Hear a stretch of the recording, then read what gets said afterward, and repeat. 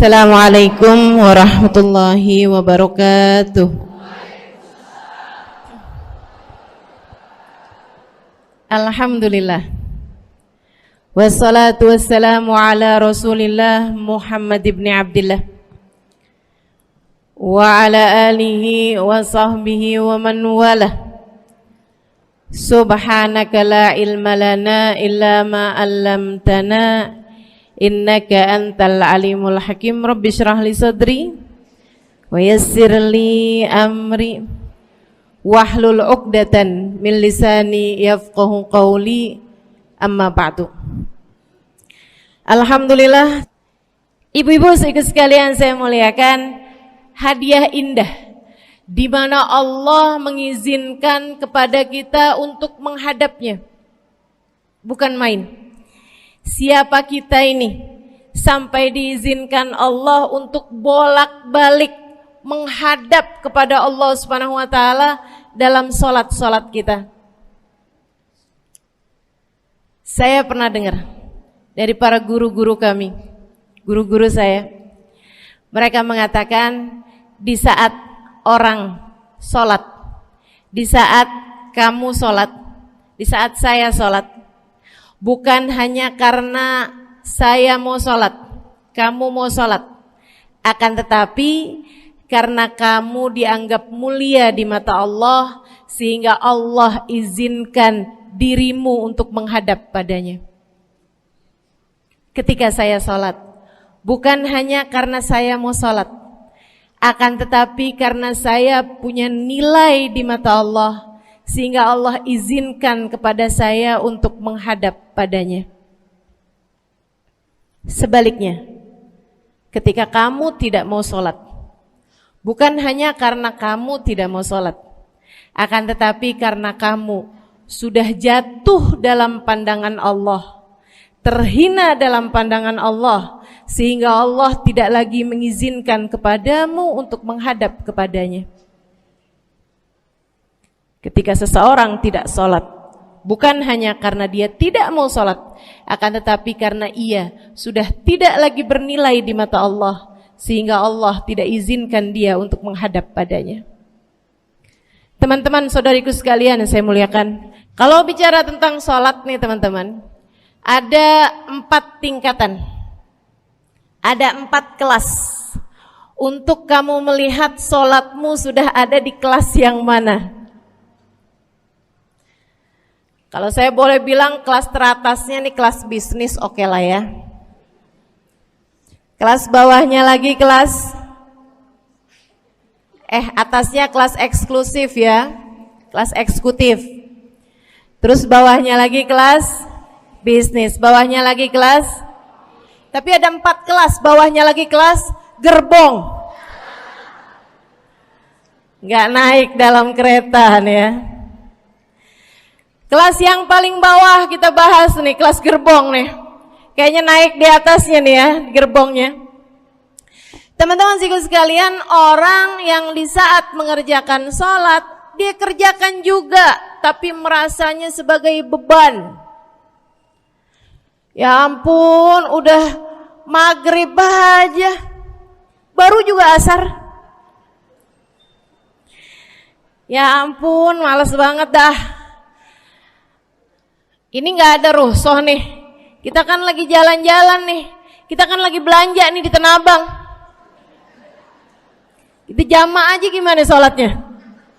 Nah ini orang-orang yang menganggap sholatnya sebagai beban, malas kalau disuruh sholat, terutamanya subuh. Terutamanya sholat subuh. Ini Allah ceritakan orang-orang yang seperti ini adalah kelompoknya orang munafik, naudzubillah. Alladzina idza qamu ila sholati qamu kusala. Orang-orang yang kalau disuruh sholat bangun juga sih, tapi malas banget. Setan nih nemenin dia, kayak naroin batu di atas kepalanya, bikin dia berat mau ngerjain sholat. Kalau lagi tidur, ngipas-ngipasin matanya, bobo aja lagi. 5 menit lagi, 5 menit lagi. Bangun-bangun udah siang. Pernah terjadi padamu?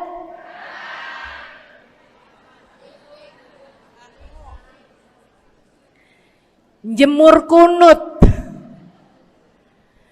Bu, yang dijemur tuh jemuran aja, cucian aja. Jangan sampai jemur kunut. Kunutnya dijemur ya. Ketika ada seseorang yang disampaikan kepada Nabi Muhammad bahwasanya orang itu tidak bangun kecuali sesudah azan subuh, artinya enggak tahajud, artinya enggak bangun di sepertiga malam terakhir, bangunnya sesudah azan subuh. Nabi mengatakan padanya tentang orang itu, Nabi bilang pada para sahabatnya, inna syaitan bala fi udhunih. Itu adalah orang yang telinganya dikencingin sama setan. Pada pernah dikencingin setan? Kalau bangunnya habis adzan tuh dikencingin setan. Kalau bangunnya udah terbit matahari dikencingin siapa kira-kira? Insyaallah. Teman-teman saudariku sekalian yang saya muliakan, alladzina idza qamu ila salati qamu kusala, malas bener kalau diajakin salat, sampai sebagian salatnya dikerjakan keluar dari waktunya. Yang seperti ini masuk dalam firman Allah Subhanahu wa taala, a'udzubillahi minasyaitonir rajim, fawailul lil musallin alladzina an salatihim sahun. Fawailul lil musallin alladzina hum an salatihim sahun. Celaka orang-orang yang salat. Kenapa kok orang salat celaka ya Allah? Sebab mereka an salatihim sahun, melalaikan salat mereka.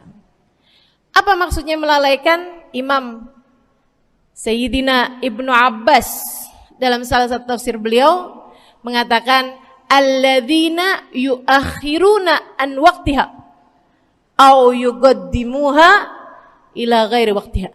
Orang-orang yang mengakhirkan salat sampai keluar dari waktunya atau memajukannya sebelum waktunya. Mau pergi ke Tanah Abang nih, jam 11.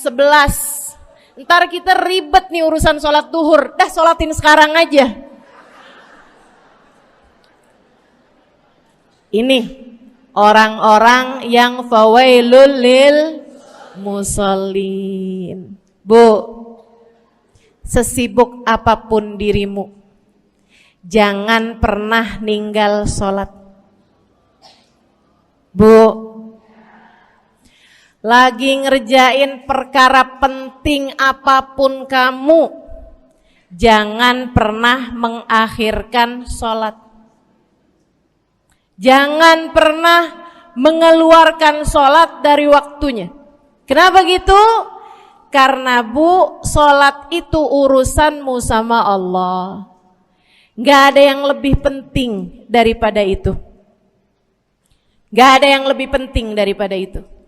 Siapa yang mementingkan Allah, dia bakal dipentingin sama Allah. Siapa yang meremehkan salatnya, berarti dia telah meremehkan Allah. Siapa yang meremehkan Allah, dia akan diremehkan oleh Allah. Na'udzubillah min dzalik. Buat adik-adik jomblo, jangan pernah mau kawin sama orang yang gak sholat. Biarpun kamu udah nunggu cukup lama, kalau ada yang lamar kamu dan dia gak sholat, jangan mau bu. Dek, ibu-ibu juga, kalau ada yang janda di sini,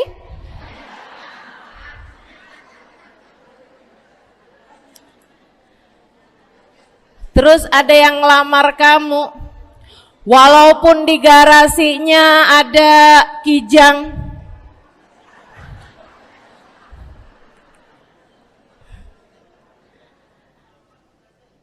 ada bebek, motor maksudnya ya, datang melamar kamu, jangan terima. Orang yang gak sholat, kamu jangan mau jadi istrinya. Kenapa? Saya kasih tahu ya, Allah aja dia tinggalin, apalagi kamu.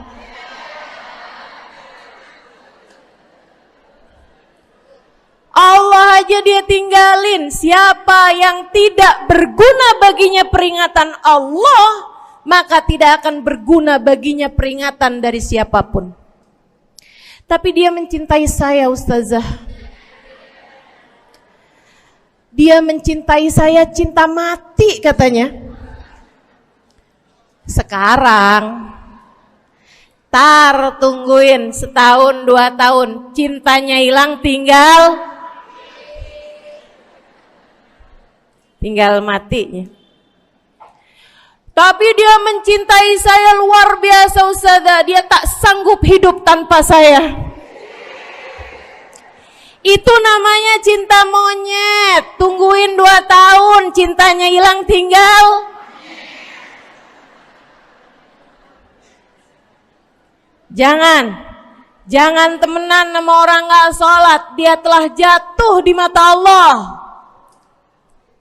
Maka kita pun belajar buat jadi orang-orang yang terus mendaki, terus meraih rahmatnya Allah, terus belajar buat jadi salah satu orang yang dipandang dengan rahmat oleh Allah Subhanahu wa taala. Salah satunya dengan cara kita memuliakan sholat, kita menjaga sholat. Jagain sholatnya, jangan masuk kelompok orang yang tadi itu sholatnya menjadi beban. Ini kelompok paling bawah nih. Naik ke kelas ekonomi. Tadi begitu ya? Kelas ekonomi, orang-orang yang sholatnya menjadi sebuah kewajiban. Dia kerjain, dia tahu itu wajib, dia gak akan tinggalin. Tapi sama halnya dengan kewajiban-kewajiban yang lain.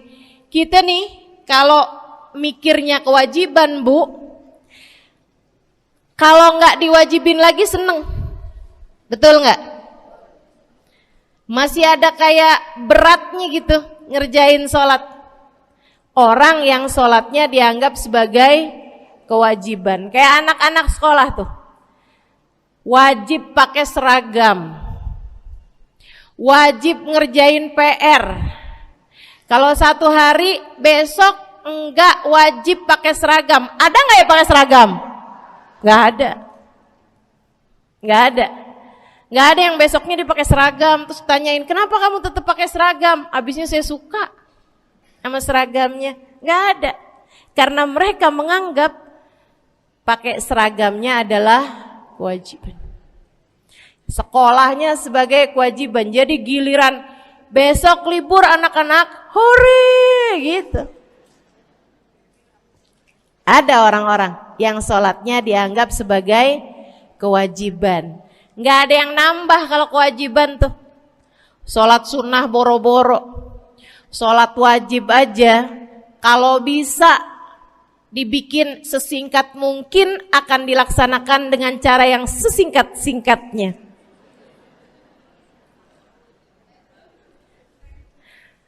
Habis ruku i'tidal sujud cepet bener ya. Malaikat raqib sama malaikat atid nih udah tahu aja kalau dia sholat.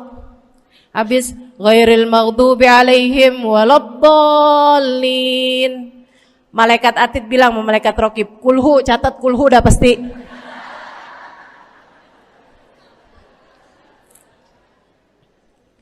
Kulhu aja gak kelar-kelar. Teman-teman saudaraku sekalian yang saya muliakan, sholatnya dianggap sebagai sebuah kewajiban. Nggak nambah dengan sunnah, namanya wajib. Kita naik lagi insya Allah. Sholatnya kita naikkan dari yang kewajiban kita naik menjadi kelas bisnis, sholatnya sebagai sebuah kebutuhan. Bu, mudah-mudahan nih ibu-ibu, teman-teman semuanya yang sedang menyimak kajian pada hari ini, saya doakan, karena saya berharap saya pun juga didoakan, agar menjadi salah satu orang yang sudah berada dalam tingkatan ini. Sholat kita tahu adalah kebutuhan kita. Sama kayak kebutuhan makan, Bu. Ibu kenyang nggak kalau makan nasi doang 2 piring? Kenyang. Siapa yang bilang nggak kenyang?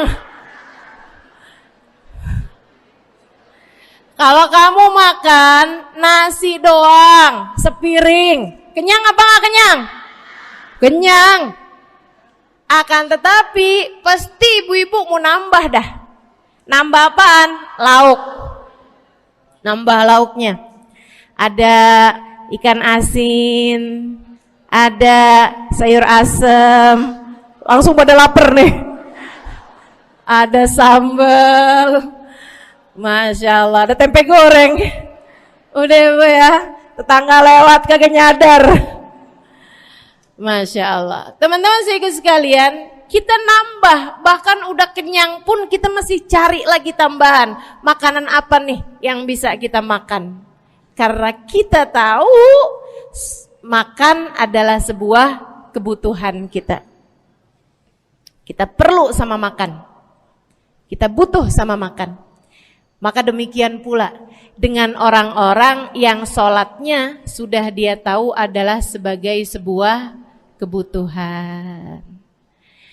Cukup sih duhur 4 rakaat, dia nambah. Ada qobliyahnya, ada ba'diyahnya. Jam-jam 9 pagi nggak ada sholat wajib sih, tapi pengen ngemil, ya Bu ya, dengan cara kerjain sholat duha. Malam-malam abisnya isya, ampun mau tidur, ingat katanya Nabi, pesannya kepada Sayyidina Abu Hurairah, wasani habibi, kata Abu Hurairah, an utir qabla an anam. Kekasih saya Nabi besar Muhammad, kata Abu Hurairah, kasih pesan pada saya untuk jangan tidur sebelum sholat witir. Jadi habis kelar sholat isya langsung sambung sama witirnya. Dia tahu sholatnya adalah sebagai sebuah kebutuhan. Kebutuhan. Saya butuh untuk sholat karena saya butuh kepada Allah. Saya perlu sholat karena saya perlu kepada Allah. Saya perlu sholat karena saya tahu urusan saya sebesar apapun saya rasakan adalah kecil dalam pandangan Allah. Saya perlu sholat karena permasalahan dalam hidup saya yang saya rasakan sebesar gunung di atas pundak saya, di atas punggung saya, di hadapan Allah tak sampai seperti setitik debu yang mudah saja untuk dia angkatkan dari kehidupan saya. Maka kita pun menjadikan sholat sebagai sebuah kebutuhan. Lagi sakit, jangan ninggal sholat. Kenapa? Kamu menghadap kepada yang punya kesehatan. Lagi banyak utang, jangan ninggal sholat. Sama, jangan utang lagi. Karena kamu menghadap kepada pemilik segala kekuasaan, pemilik dunia dan akhirat, pemilik semua uang di atas muka bumi ini adalah Allah. Makanya Habib Ali Habsyi, penulis kitab Maulid Simtud Durar, yang tadi ibu-ibu baca maulidnya, beliau pernah bilang, Ada dalam salah satu diwan beliau. Diwan tuh syair-syair beliau itu ya. Ali idza qad marid syafahu fi'lus shalah la'alla syirrus sifa fi wad'i tilkal jibah. Kata beliau, Ali nih kalau lagi sakit, nih Habib Ali ya, beliau tuh padahal punya amal ibadah sangat banyak. Tapi Habib Ali bilang, Ali idza qad marid syafahu fi'lus shalah. Ali nih kalau lagi sakit, sembuhnya sama sholat. Sembuhnya sama sholat. La'alla sirrus sifa. Rasa-rasanya memang Allah letakkan rahasia kesembuhan ada pada fi wad'i tilkal jibah, terletakkannya jabhah kita, dahi kita di tempat sujud. Di sana semua permasalahan-permasalahan dalam hidupmu menjadi ringan. Saat kamu meletakkan dahimu di tempat sujud, kamu berbisik lirih kepada Allah, akan tetapi suaramu didengar sama yang punya arsy. Akan tetapi suara bisikanmu didengar segenap malaikat-malaikat yang ada di atas langit. Kemudian mereka mendoakanmu sehingga Allah mengatakan wasjud waqtarib, sujudlah kamu. Posisi sujudmu itu waqtarib akan membuatmu menjadi dekat dengan Allah Subhanahu wa taala. Sujudlah dan mendekatlah kepadaku, kata Allah. Agrab ma yakunul 'abd min rabbih fa huwa sajid, kata Nabi Muhammad. Fa aktsiru fihi du'a faqamin an yustajabulah. Tempat terdekat seorang hamba dengan Tuhannya adalah saat dia sedang sujud. Maka perbanyaklah doa dalam sujudmu, kata Nabi Muhammad. Doamu sangat mungkin diijabah oleh Allah. Apalagi kalau doanya kamu haturkan di sepertiga malam yang terakhir. Saat-saat di mana kebanyakan manusia di sekelilingmu yang lalai berada dalam tidurnya, berada dalam alam mimpinya. Para ulama tuh sampai bilang, Bu, dari kehususannya sepertiga malam yang terakhir, orang yang ngerjain maksiat aja sepertiga malam yang terakhir tuh tidur. Ibu gak pernah tahu orang-orang pulang diskotik jam berapa? Gak tahu ya, sama. Tapi Bu, yang pasti mereka tuh sepertiga malam yang terakhir malah pada pulang, malah pada tidur gitu. Orang maksiat aja itu sama Allah dibuat tidur tuh di jam-jam yang biasanya turun rahmatnya Allah. Allah mau milih nih mana nih hamba-hambaku, pilihan-pilihanku akan aku bangunkan untuk menghadapku.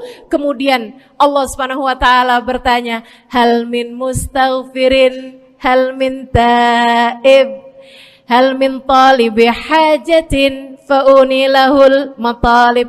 Siapa nih di antara kalian yang lagi mohon doa, minta pertolongan, mohon ampunan, akan aku beri, kata Allah Subhanahu wa taala, sebab kalian meminta pada waktu yang paling aku suka. Kalau punya hajat minta. Kapan mintanya? Dalam sujud. Kapan sujudnya? Dalam sholatmu di sepertiga malam yang terakhir. Bu, ngelihat muka-mukanya pada punya hajat banyak-banyak nih. Gimana tahajudnya? Mudah-mudahan Allah jadikan kita salah satu di antara mereka yang menyibukkan diri di sepertiga malam yang terakhir, insyaallah. Sampai-sampai Bu ya, saya tinggal lama di kota Hadramut dulu.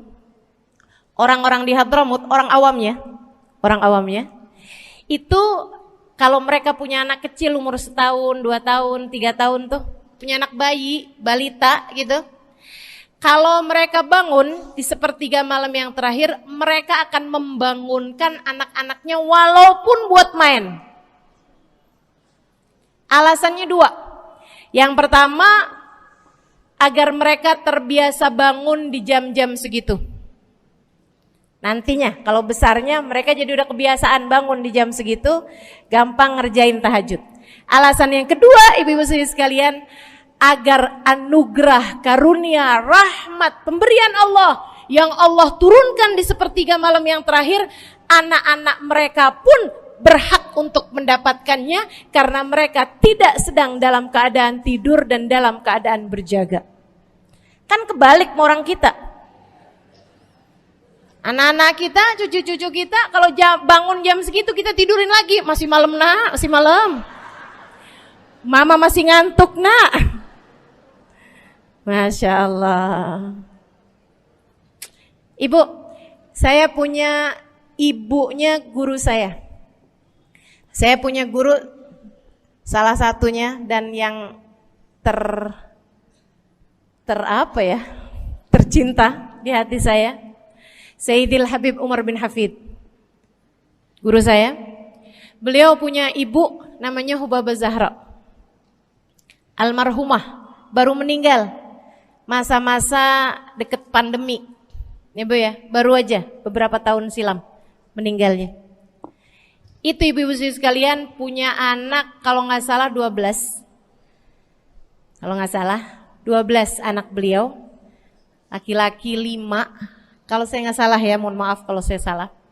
Kemudian yang perempuan 7. Semuanya soleh-solehah.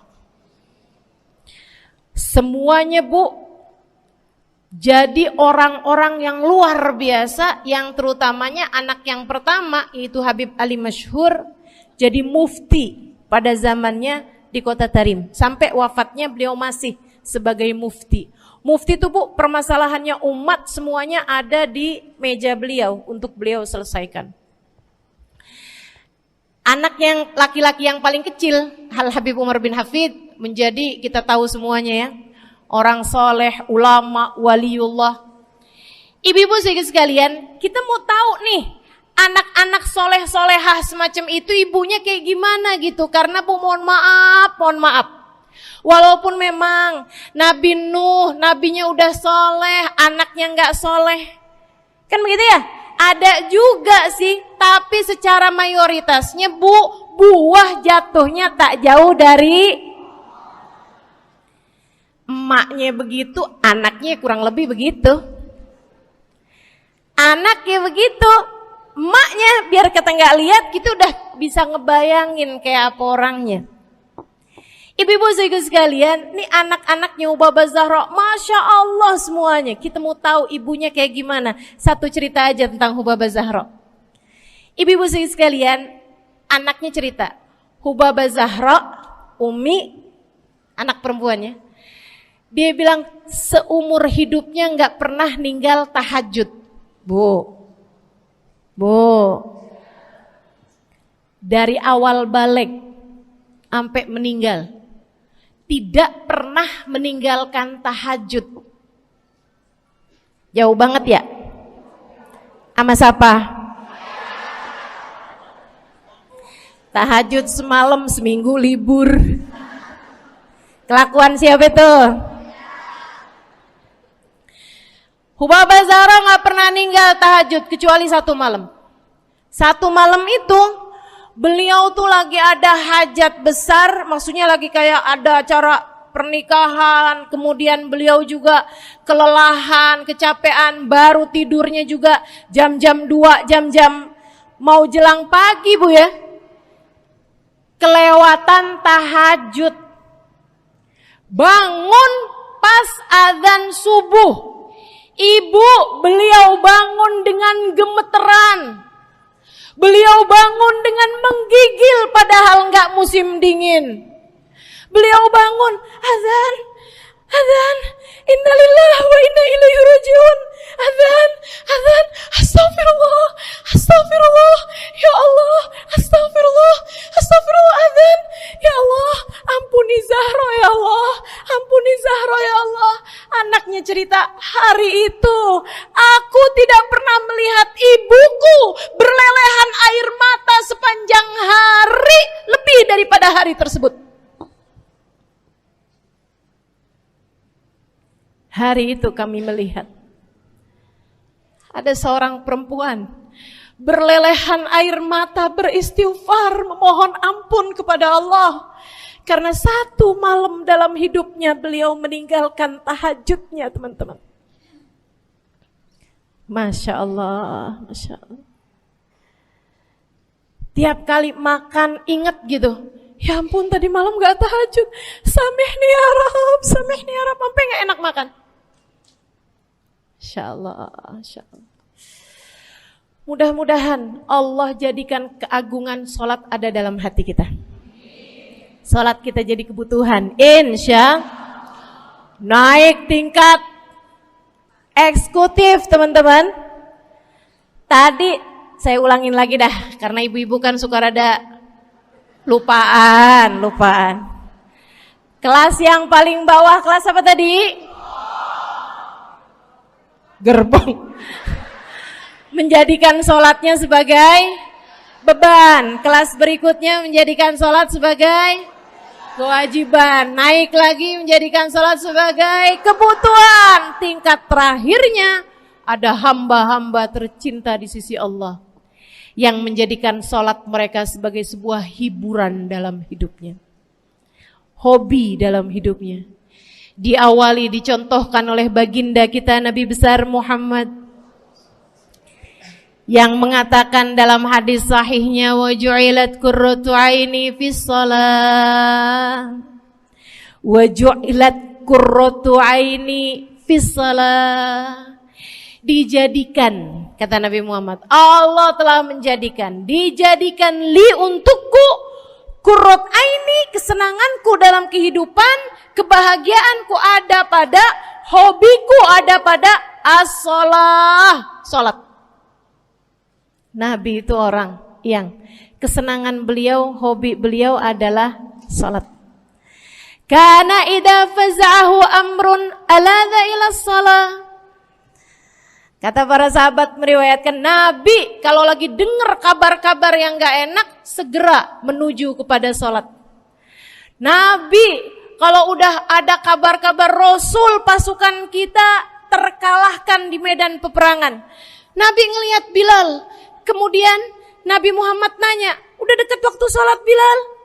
Sebentar lagi Rasul, arihni bihaya Bilal, arihni bihaya Bilal. Yuk Bilal, sampaikan diri saya Bilal, tolong hibur diri saya Bilal. Segera azan dan kita akan sholat bersama-sama wahai Bilal. Kesenangan beliau, hobi beliau dalam sholat, dalam hidup adalah sholat. Teman-teman saya sekalian, bukan hanya Nabi Muhammad, tapi para sahabat-sahabat Nabi Muhammad, tapi para tabi'in, para tabi'it tabi'in. Saudaraku sekalian saya muliakan, Sayyidina Umar bin Khattab alaihi ridwanullah, kana idza ja'ahu hal, apabila beliau dalam keadaan hatinya lagi khusyuk, hatinya lagi nyambung banget sama Allah Subhanahu wa taala, kalau mau salat sunnah manggil orang.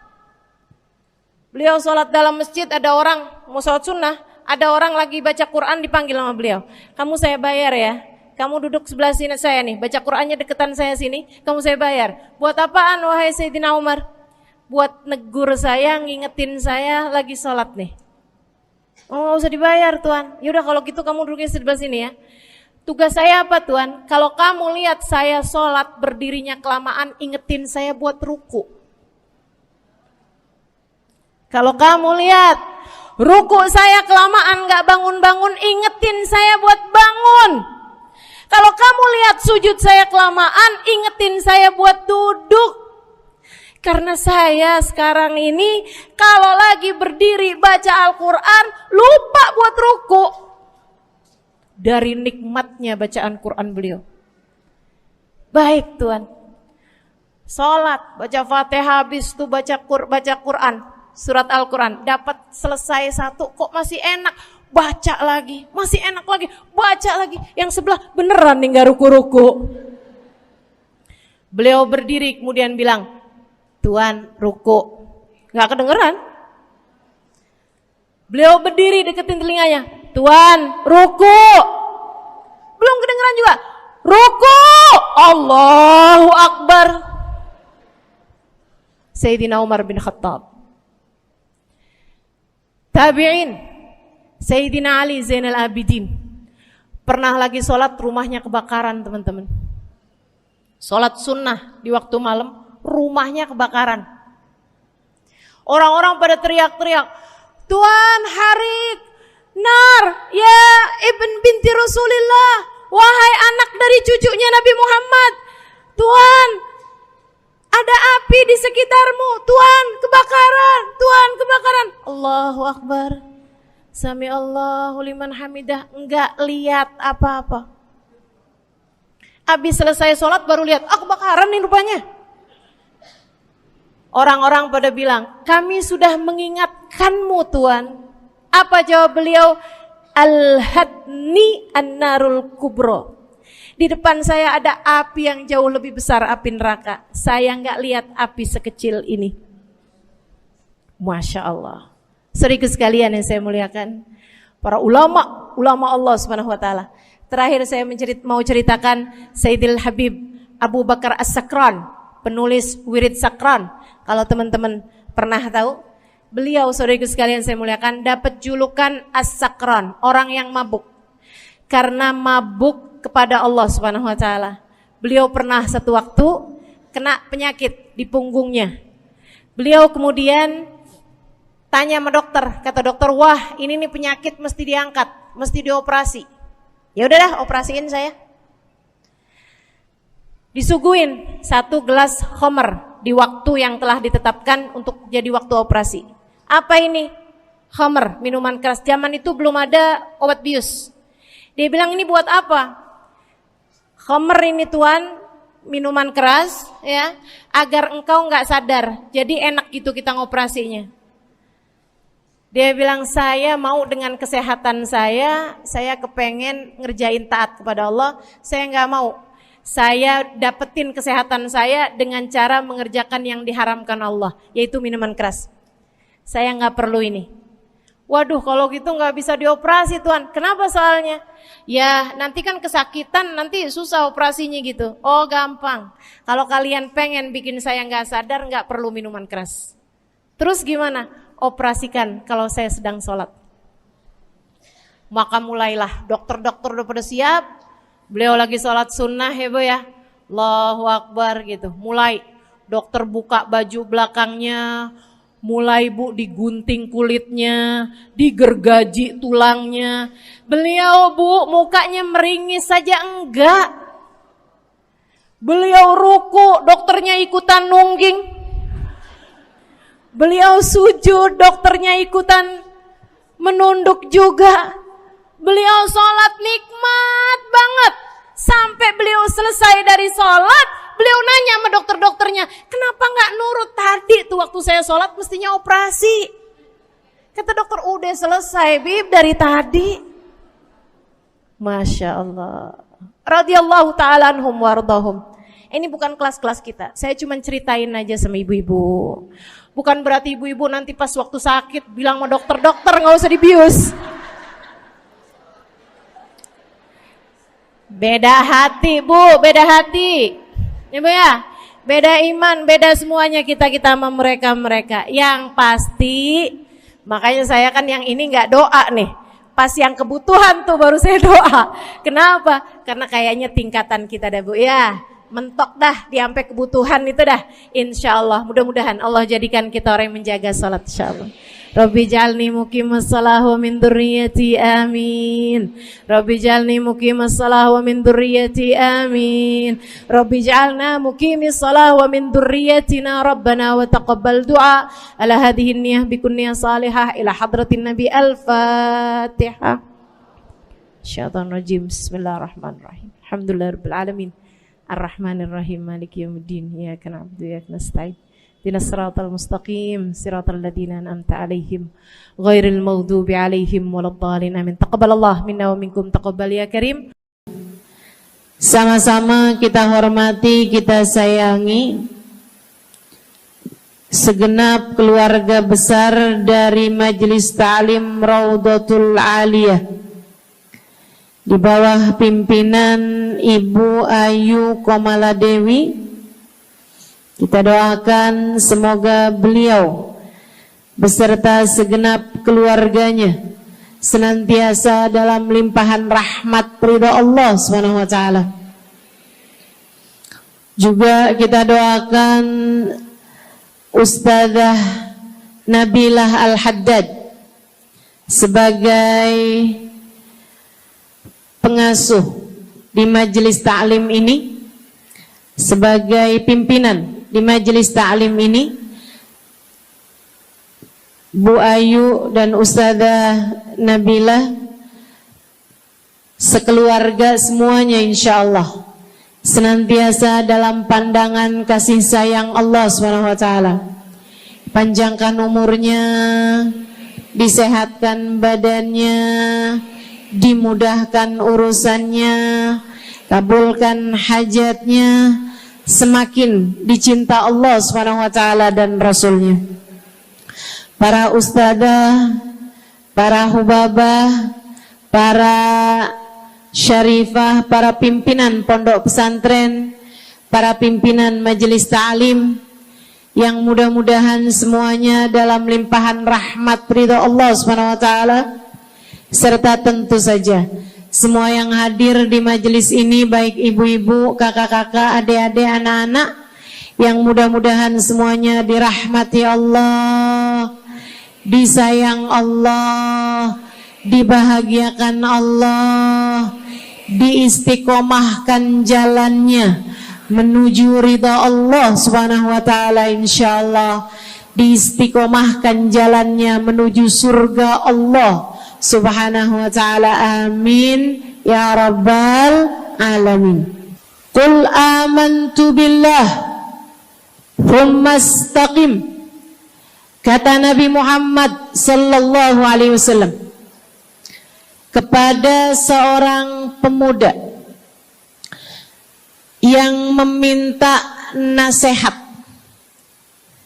Ya Rasulullah, ausini, wahai Rasul, tolong nasihati aku. Kita kalau ketemu orang mulia jangan minta duit, Bu. Kita kalau datang ketemu sama orang-orang yang kita tahu doanya mustajab, sangat soleh, hidupnya baik, apalagi jika dia adalah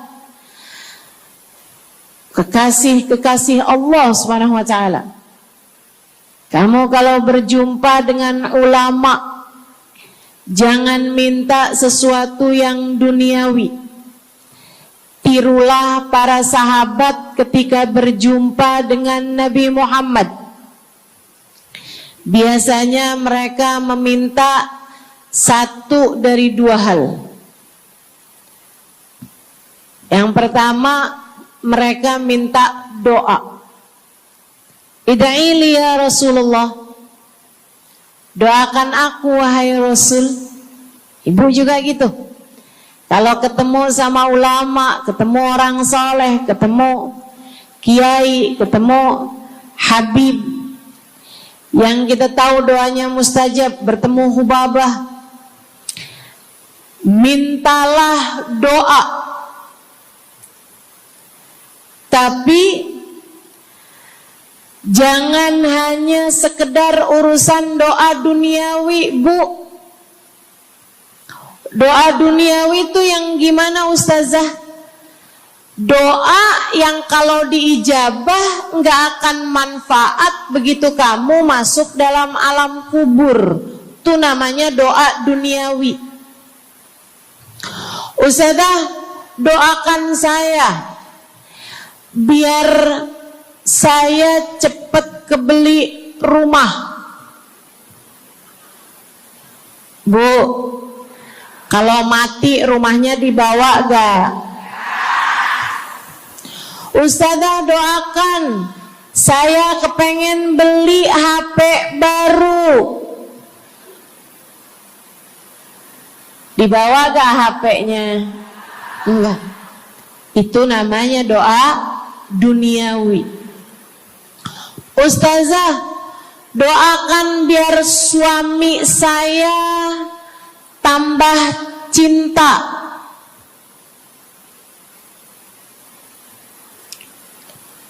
Kalau mati suaminya dibawa gak Bu? Walaupun kamu mau, dia gak bakalan mau Bu. Sesuatu yang sifatnya duniawi.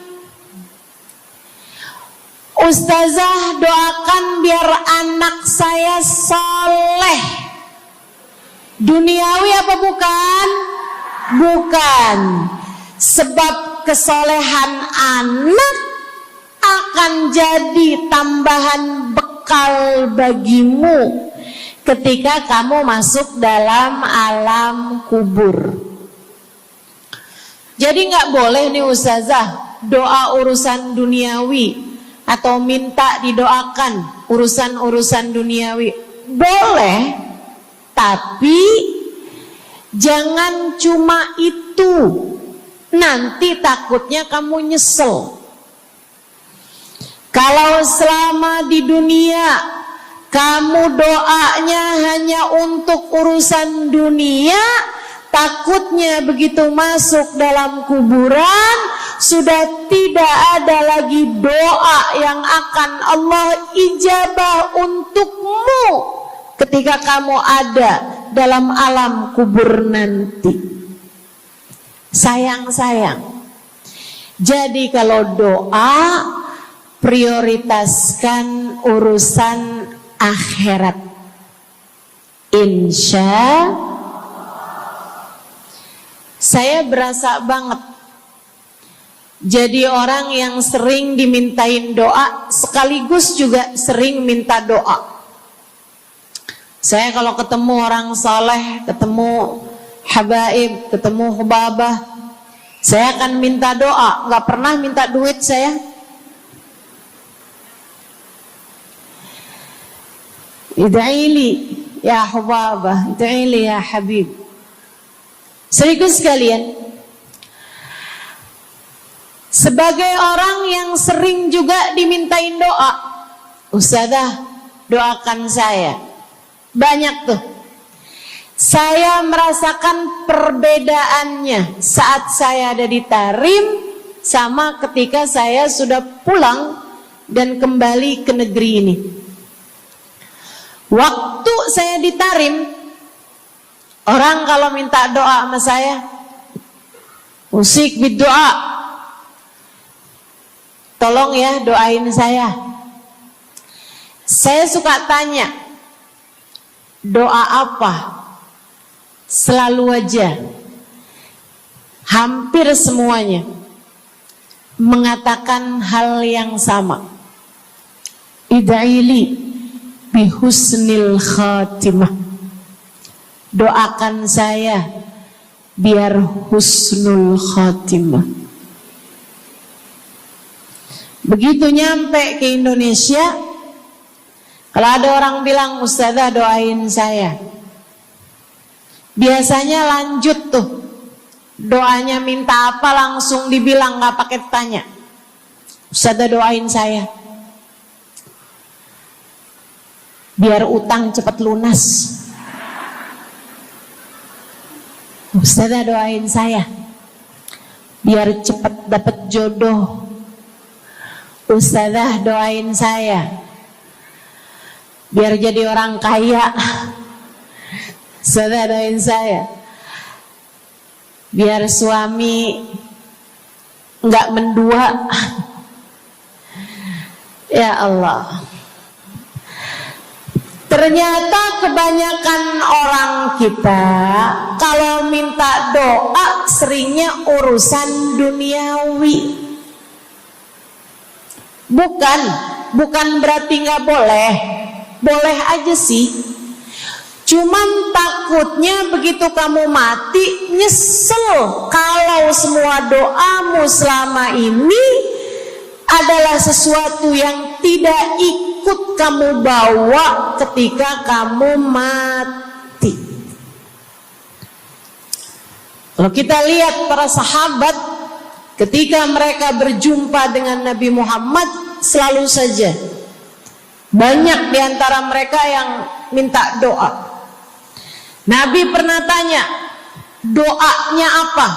Macem-macem jawaban para sahabat. Ada yang begini, Harithah menjawab, ida'ili an yarzuqani Allah asyhada fi sabilih.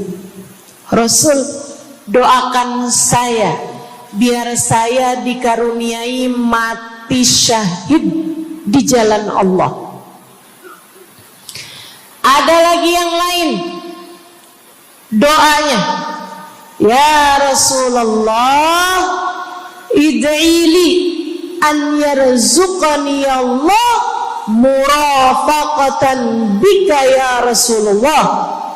Doakan biar saya nanti di masa sesudah kematian saya, di masa akhirat nanti bisa mendampingimu wahai Rasulullah, bisa berjumpa denganmu wahai Rasul, bisa ada dalam rombonganmu wahai Rasulullah. Doa-doa yang sangat ukhrawi, doa-doa yang sangat akhirat, karena mereka sudah faham tujuan hidup sesungguhnya adalah mencari ridha Allah Subhanahu wa ta'ala. Tujuan hidup sesungguhnya adalah bergerak menuju surga Allah Subhanahu wa ta'ala. Tujuan hidup sesungguhnya adalah berpulang kepada Allah dalam keadaan Allah ridha kepada kita. Sahabat tuh minta didoakan, sama yang kedua minta nasihat. Kita juga nyontoh, kalau ketemu orang soleh, kalau ketemu ulama, kalau ketemu habaib, ketemu kiai, ketemu bunyai, ketemu hubabah, ketemu ustadzah, ketemu ustadz, minta nasihat. Selain daripada minta doa, mintalah nasihat.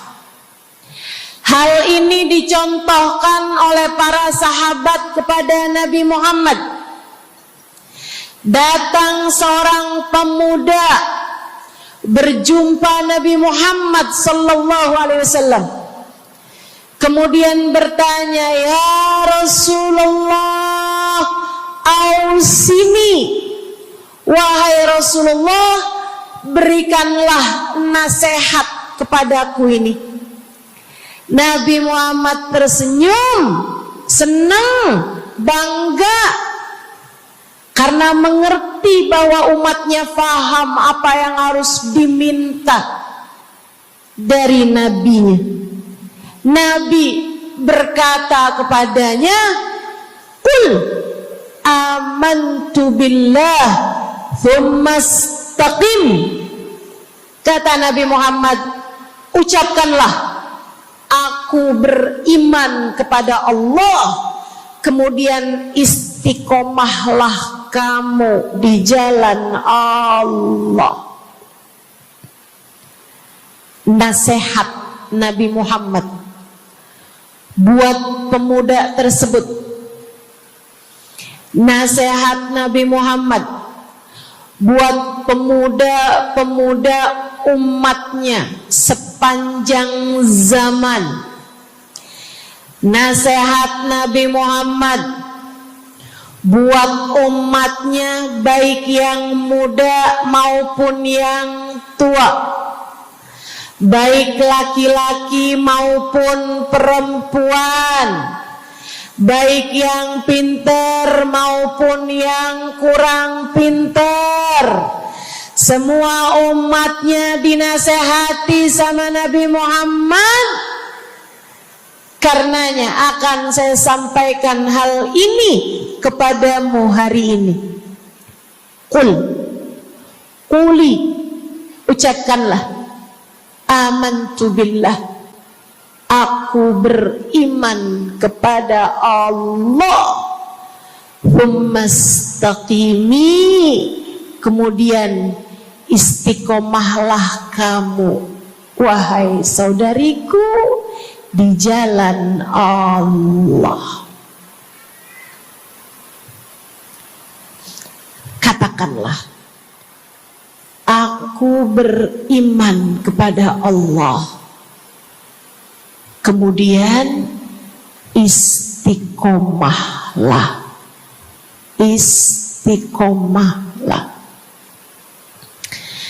Nasihat yang sangat indah dari baginda kita Nabi besar Muhammad, yang Allah karuniakan kepadanya jawami'al kalim, dapat selalu berbicara dengan kata-kata yang ringkas tapi padat. Nabi itu ucapannya ringkas tapi padat. Nggak kayak saya, Bu, udahlah panjang dan ya, mudah-mudahan Allah jadikan ucapan-ucapan kita jadi kalimat-kalimat yang akan membawa kita menuju surga. Jadi ucapan-ucapan yang akan bawa kita menuju ridha Allah Subhanahu wa taala. Ibu-ibu, kita sama-sama belajar biar kalau ngomong itu enggak panjang-panjang, akan tetapi bermutu, berkualitas. Terutama Bu, ibu kalau ngomong sama anak-anak ibu, kadang-kadang panjang bener. Padahal itu aja, anak sampai hafal. Iya mah, katanya gitu. Betul gitu? Nabi kalau ngomong pendek aja tapi penuh makna. Nabi kalau bicara seringkali nggak panjang-panjang tapi sangat berarti. Satu hadis beliau saja bisa disyarahkan, diberi keterangan, hingga bahkan berkitab-kitab banyaknya. Ibu-ibu sekalian, salah satu dari ucapan ringkasnya Nabi Muhammad, amantu billah, kata Nabi, qul amantu billah, tsumastaqim, ucapkanlah, aku beriman kepada Allah, kemudian istiqomahlah di jalan Allah. Apa itu istiqomah? Lurus, jangan belok-belok. Lurus, jalan terus. Jalannya adalah jalan yang lurus. Itu yang selalu kita minta dalam tiap rakaat sholat kita. Kita berdoa kepada Allah, ihdinas siratal, ya Allah, tempuhkanlah untuk hidup kami ini jalanmu yang lurus. Sama kayak kamu lagi bilang, ya Allah, karuniakanlah dalam kehidupan kami keistiqomahan di jalanmu ya Allah. Kamu selalu minta istiqomah 17 kali sekurangnya tiap hari. Betapa sangat pentingnya istiqomah ini, saudaraku sekalian.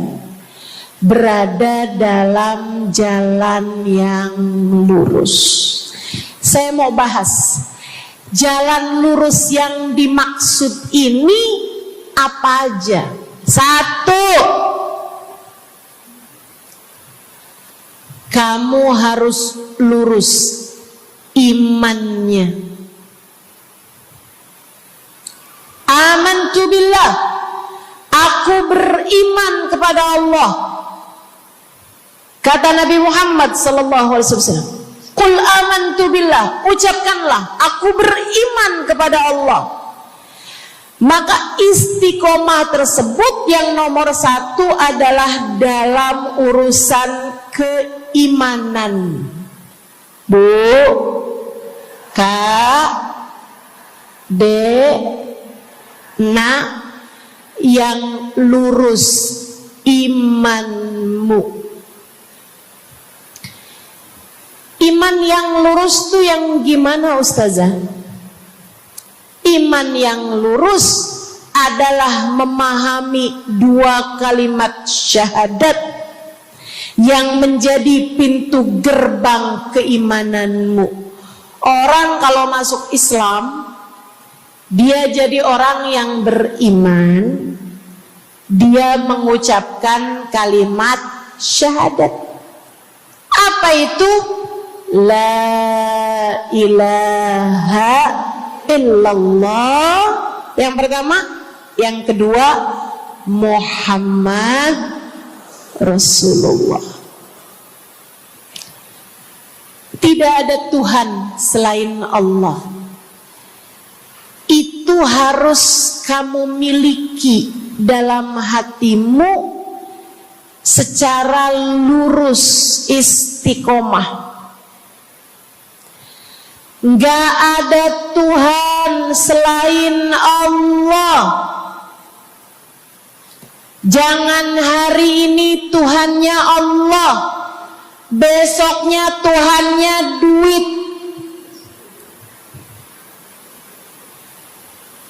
Apapun aja yang disuruh sama duit, yang ada duitnya, yang haram-haram pun diterjang.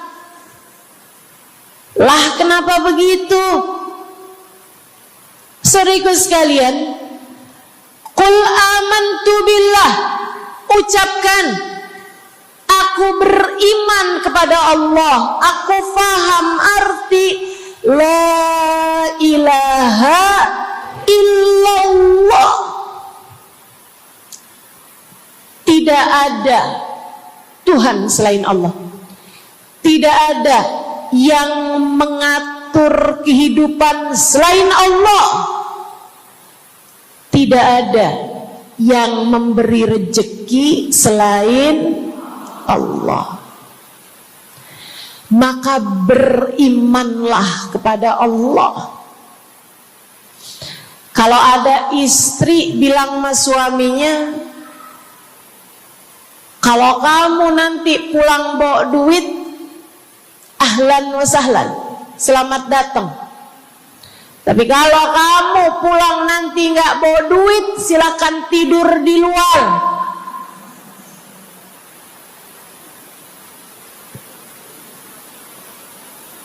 Kamu sepertinya kurang beriman.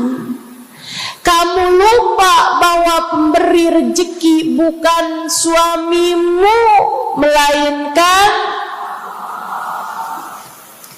yang ngasih rezeki itu cuma satu, Bu. Namanya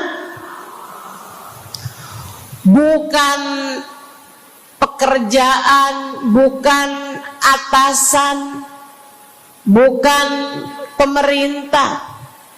Yang ngasih rezeki cuma Allah Subhanahu wa ta'ala. Maka berimanlah atas hal itu. Jangan nyalahin si ini, nyalahin si itu. Imanmu benerin. Imanmu benerin.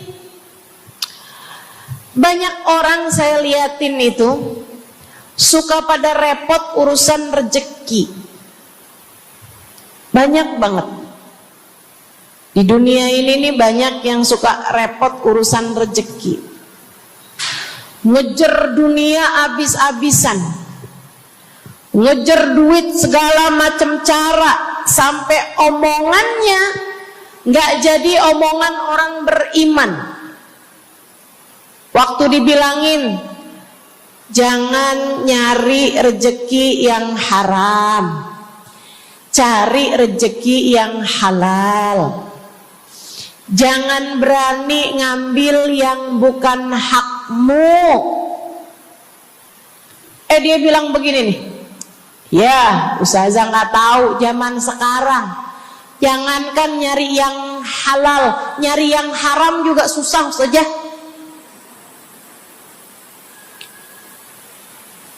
Itu omongan orang nggak beriman.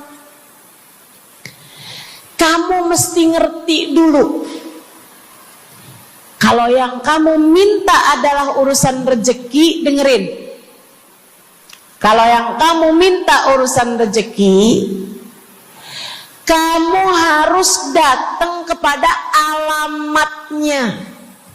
Yang sering kali membuat kamu setengah mati urusan rezekimu, sampai mau-maunya menghinakan diri, minta-minta sama orang, berharap dari orang.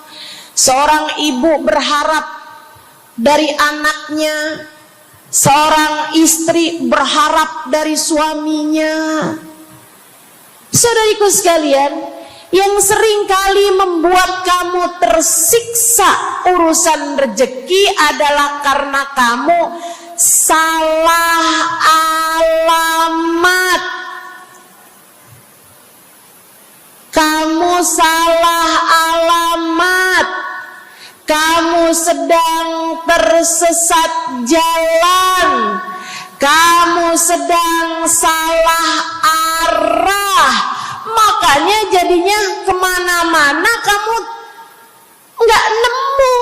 Orang alamatnya aja salah. Ini kalau kamu mau ke Kubah Mas, tapi kamu perginya ke Taman Mini, nyampe apa nggak nyampe? Dapat apa enggak majelisnya? Nggak dapat. Kenapa? Salah alamat.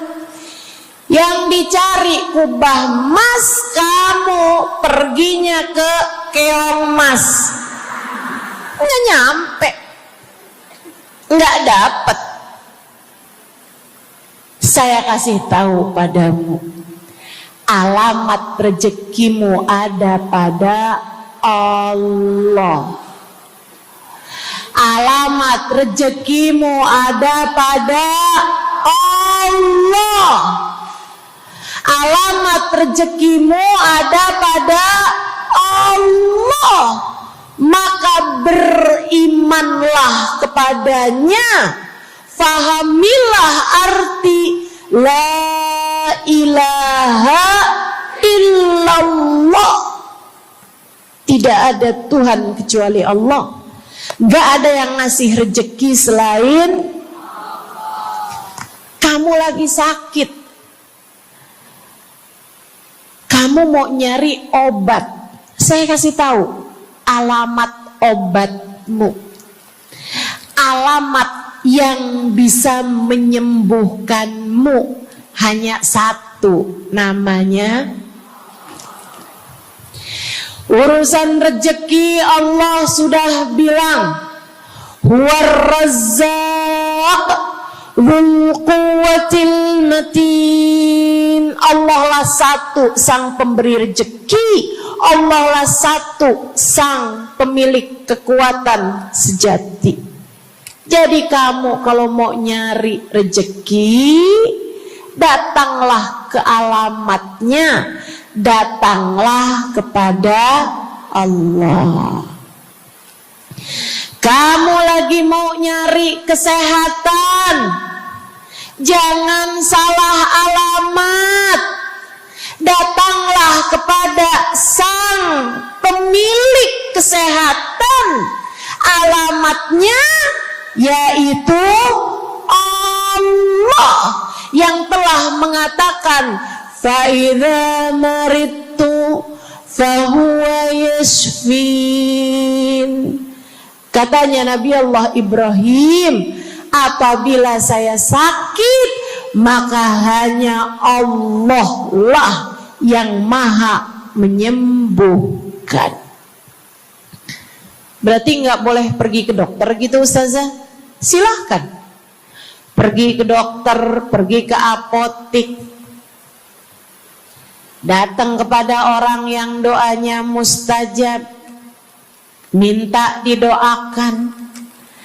Tapi semua hanyalah sebab, semua hanyalah wasilah. Sang penyembuh sejati adalah Allah. Saudariku sekalian yang saya muliakan, kalau kamu merasa saya lemah Ustazah, gak punya kekuatan, kalau kamu merasa saya bodoh Ustazah, saya tidak mengerti di mana alamat ilmu, di mana alamat pengetahuan. Bu, Kak, Nak, anak-anak nih yang masih lagi belajar di pondok pesantren, yang masih lagi belajar di mana-mana, saya kasih tahu padamu, alamat ilmu ada pada Zat yang Maha Satu, namanya Allamal insana malam ya'lam. Allah lah yang mengajari manusia apa yang tidak dia ketahui. Pengen dapat ilmu, datanglah kepada Allah. Pengen punya kekuatan, datanglah kepada Allah. Saya udah tua Ustazah, saya janda pula Ustazah, saya nggak punya kekuatan ya Ustazah. Kekuatanmu hanya ada pada Zat yang Maha Satu, Allah Subhanahu wa Ta'ala. Datanglah selalu padanya. Imanmu jangan biarkan ia naik turun. Imanmu biarkan ia kokoh di dalam hatimu. Jangan percaya kalau ada yang bilang kekuatan ada pada uang. Jangan percaya. Percaya hanya satu aja, kekuatan ada pada Allah. Jangan percaya orang bilang kekuatan ada pada kecantikan. Kalau kamu cantik, kamu kuat, suamimu gak akan kemana-mana. Jangan percaya, Bu. Percaya hanya satu aja, kekuatan ada pada Allah Subhanahu wa Ta'ala. Kamu takut terjadi hal-hal yang buruk bagimu, bagi anak-anakmu. Kamu kepengen ada yang jaga. Ibu, gak usah pusing-pusing mau nyari bodyguard, gak usah pusing-pusing mau sewa security, pengamanan. Sebab sang pemberi keamanan hanya satu, namanya Wallahu ya'simuka minan nas. Hanya Allah satu yang dapat menjagamu dari kejahatan manusia. Qul a'udzu birabbin nas. Katakanlah, aku berlindung kepada sang penjaga manusia, sang pemelihara manusia, sang pengasuh manusia. Allah Subhanahu wa ta'ala. Berimanlah padanya, istiqomahlah. Bu, gak ada yang bisa bikin orang meninggal selain Allah. Gak ada. Tapi dia ditabrak orang, Ustazah. Kalau gak ditabrak dia gak bakalan mati. Kamu kebalik. Justru karena dia harus mati, Allah jadikan dia ditabrak.